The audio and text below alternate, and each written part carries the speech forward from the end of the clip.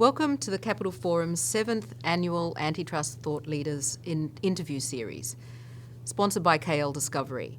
My name is Anne McGregor and I am the Brussels Bureau Chief of the Capital Forum.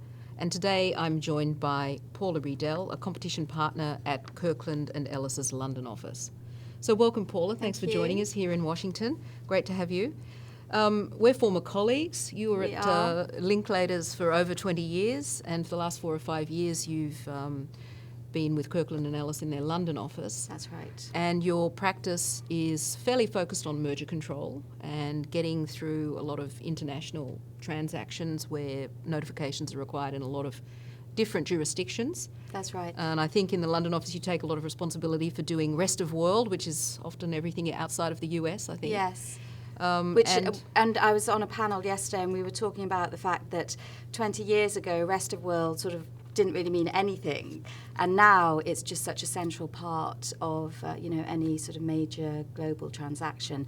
Obviously, there's a huge amount of focus on the US and EU, but China is right up there, Brazil. So there are so many jurisdictions now that really people are front and centre of people's minds. Well, one of these big international transactions which involved a number of notifications recently, which we saw blocked in early February in Brussels, was the very famous, or now infamous, Siemens-Alstom transaction, which was about putting together those two companies' train-making capabilities and signalling capabilities. And Commissioner Vestager in Brussels blocked that on the 6th of February. And that is really, I think, the hot topic in European merger control, or even more broadly competition law at the moment, because of the levels of debate that it's given rise to, and actually already was giving rise to in those last few weeks before the deal was prohibited, where we saw a lot of lobbying, and we saw in particular governments in Paris and in Berlin coming out and saying the deal should be allowed because we should be able to create European champions. And I think a realisation then, as a result of the prohibition decision, that perhaps European merger control law at the moment may not allow that. We've then since seen a manifesto document put out by the German and the French Ministers of the Economy, which is a fairly short paper, 5 pages, but has some recommendations in it, perhaps perhaps to the point of amending the EU merger regulation and some of the guidelines. So how did you view that whole situation, and what thoughts have you got on that? So if you sort of go back to the beginning, I think even at the beginning, the companies were talking about the need to merge together to compete on a global platform. And so, clearly a very significant context behind all this was the threat of the Chinese players in particular. There had been a very big merger in that sector in China permitted in 2015. So, I suppose at the outset of that case, it was these issues of, how are we competing on a global platform, how are we in particular competing with China, were there. And so this is all obviously bubbled up. I did think, I think on the substance of that case, I think, those of us who work on these transactions with the European Commission, in many industrial sectors, there's very often an argument about the threat of competition from Asia, in particular from China. And, the Commission's approach is always, it's a very sort of well-entrenched approach, which is, we will certainly consider global markets, so we will certainly consider global competition, but you need to show us the proof that these players really are, meaningful threats and meaningful entrants into the European market. And concerning China in this case, that evidence, at least for the foreseeable future, wasn't there. I mean, one of the discussions has been how far ahead should the European Commission look? Exactly. Is the threat in 2 years or 5 years or 10 years? Yes,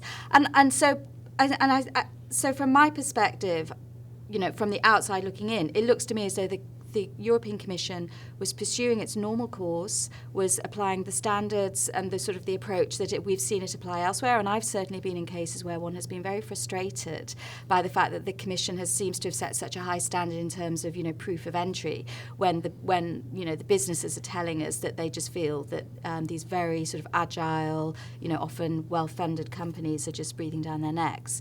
So I think for a start, I think the Commission, followed its normal course, and I think it's interesting that it wasn't, that even despite, no doubt, an awful lot of political pressure, it came to a conclusion, notwithstanding that pressure, in line with what you might have expected, having looked at other cases. In line with current law. In line with current law. And I think that it's very interesting, and I think people have commented, that the fact that actually this manifesto has come out actually shows that there's no real argument by the politicians that the Commission did the wrong thing under the current existing legislation.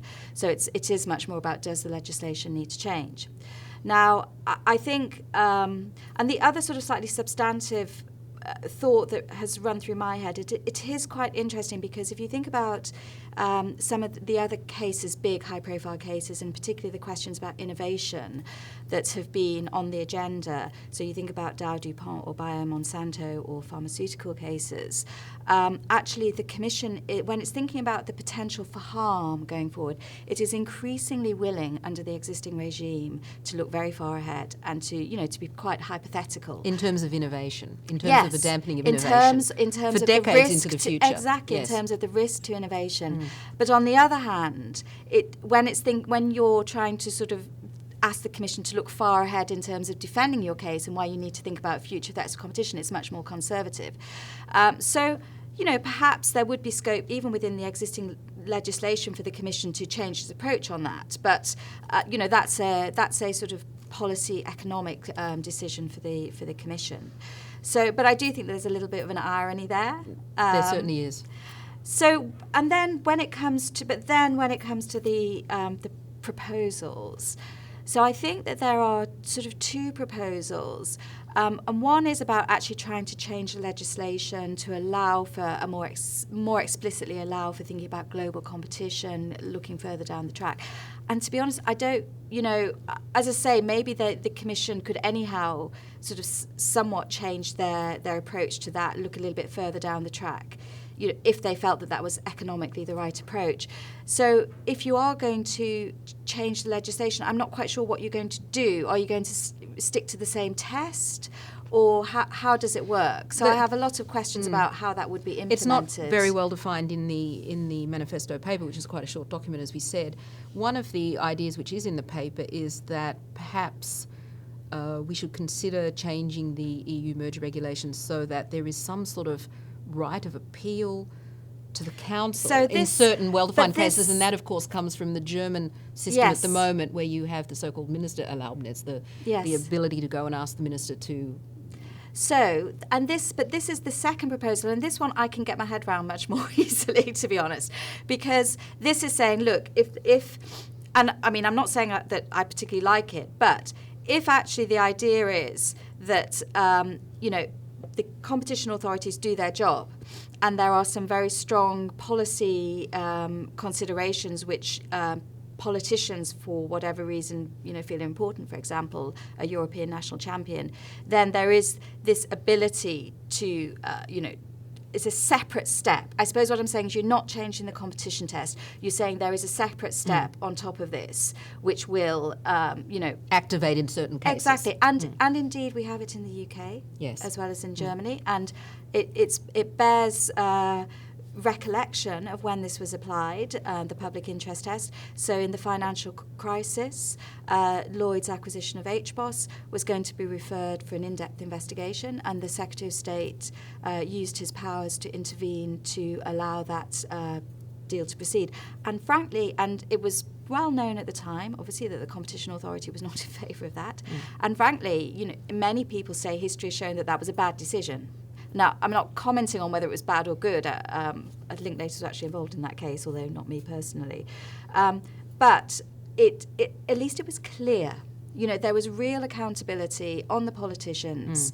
And they're the one who sort of carry the can for that decision going forward. So to my mind, now the reason why this is obviously highly contentious is that obviously there's going to be it introduce a scope for even more politics, lobbying. You would need to be extremely clear about what the circumstances. So it will add complexity and it will add politics to the process, even more than it is now. But to my mind, at least there would be clear accountability and I think allowing the competition agencies to do their job and maintaining the independence of the competition agencies. I think as a competition lawyer, and if you talk to competition agencies and if you see it around the world, that's incredibly important. So I don't know, who knows what will happen, but I feel that ministerial loudness idea has many, many disadvantages to it, but it does have one benefit potentially, which is sort of separation and clarity of the role of the authorities versus the role of ministers. Right. What's also interesting is that the manifesto document doesn't just make suggestions about changing competition law, but goes on to look at broader issues of national security, controls, and also public procurement, level playing field and public procurement. So among the suggestions is that the new EU level foreign investment screening framework really has to be properly implemented. And we've seen also in the last couple of years in particular a number of national governments of member states of the EU either bring in new foreign investment screening regimes or beef up or somehow change and develop their existing regimes. So that is a phenomenon of sort of increased protectionism, if you like, against largely Chinese. Not explicitly. not only, I think the FTI does say sort of equality of treatment of all third countries. That's right.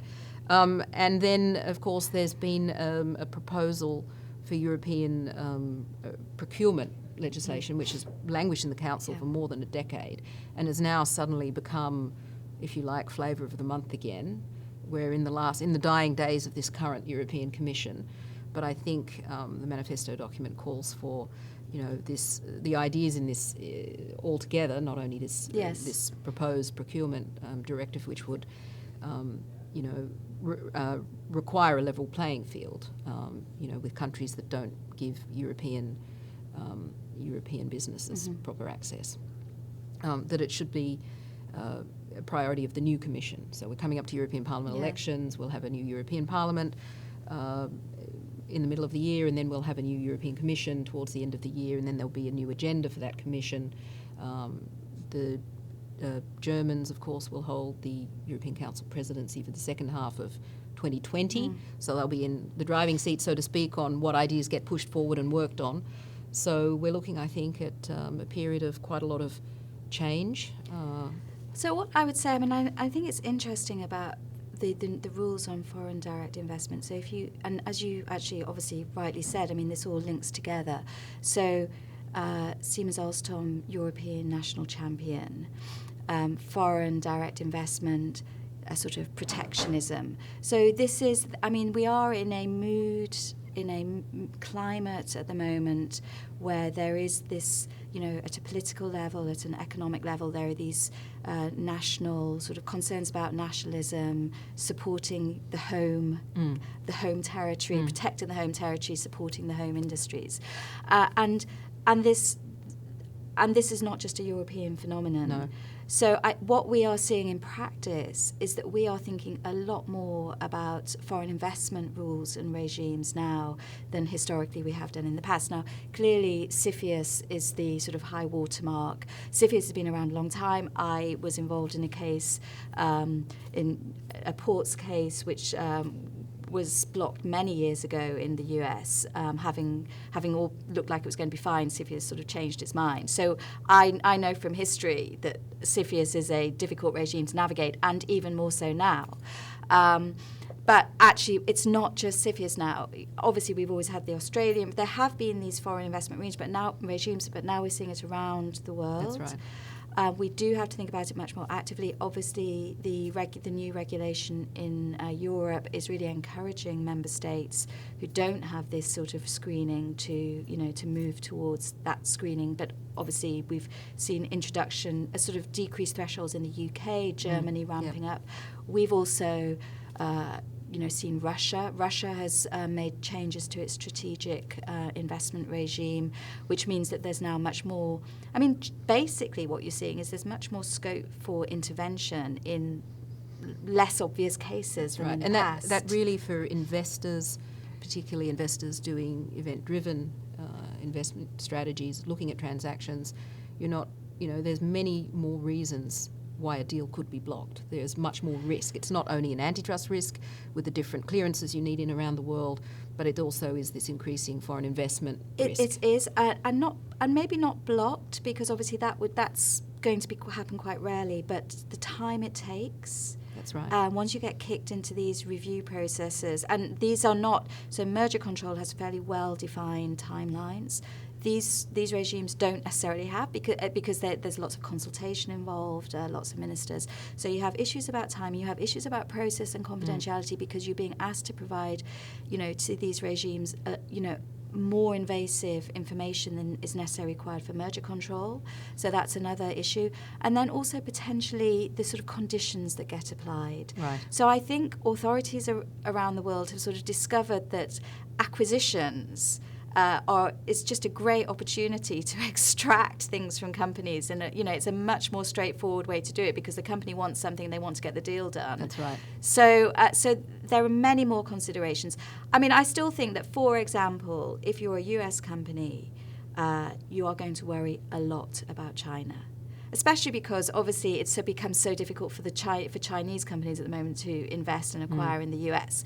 So there are certainly, some regimes which really stand out in people's sort of worry mindset. And China, if you're in the West, and the US in particular, is one of them. But Russia, as I say, maybe not very surprisingly, but that's another one where, depending on the industry, that's something you're going to have to think about. And I think it's interesting. I was actually just talking to some South African lawyers yesterday. I mean, we've known for a while that South Africa has the public interest test, which applies to employment. And in fact, the government there has just strengthened the public interest, is introducing changes to, again, sort of pursue political aims. Now that's a little bit different, because obviously that's the history of South Africa, but again it's just reflective of the fact that we're just seeing this expansion, and it does introduce more uncertainty, more delay, and businesses are incredibly flexible. If they want to get into acquire something, and they will do it anyway, but not necessarily, but there will continue to be plenty of investment, but it's just creates complexity, and it's sort of more at the forefront of businesses' minds. So, which makes us not necessarily the most popular advisors. Always. That's right. So we're looking at a period of change coming up in Europe, I think, as we see what happens with these ideas which the French and Germans have come up with.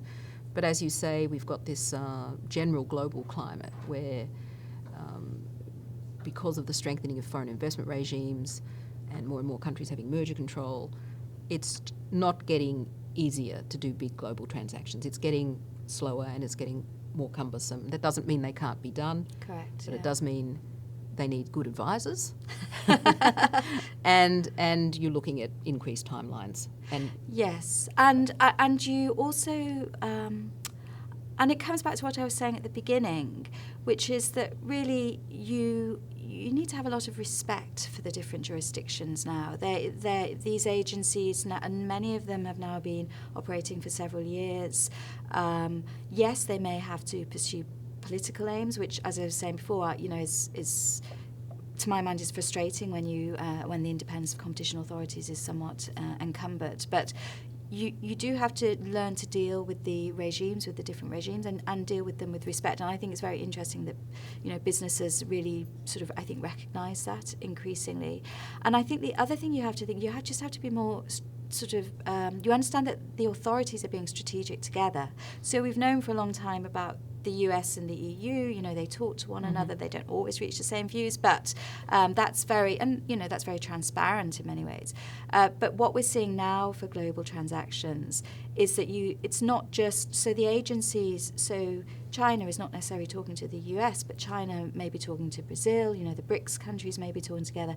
So what we're seeing is sort of different alliances of competition agencies forming. And so you just have to, again, you have to think about that. You have to just plan for that in a way which, even 10 years ago was just not the case, even 5 years ago, actually. Well, we live in interesting times. We always do as competition lawyers, yes. Paula, thanks for joining us today. Pleasure, thank you.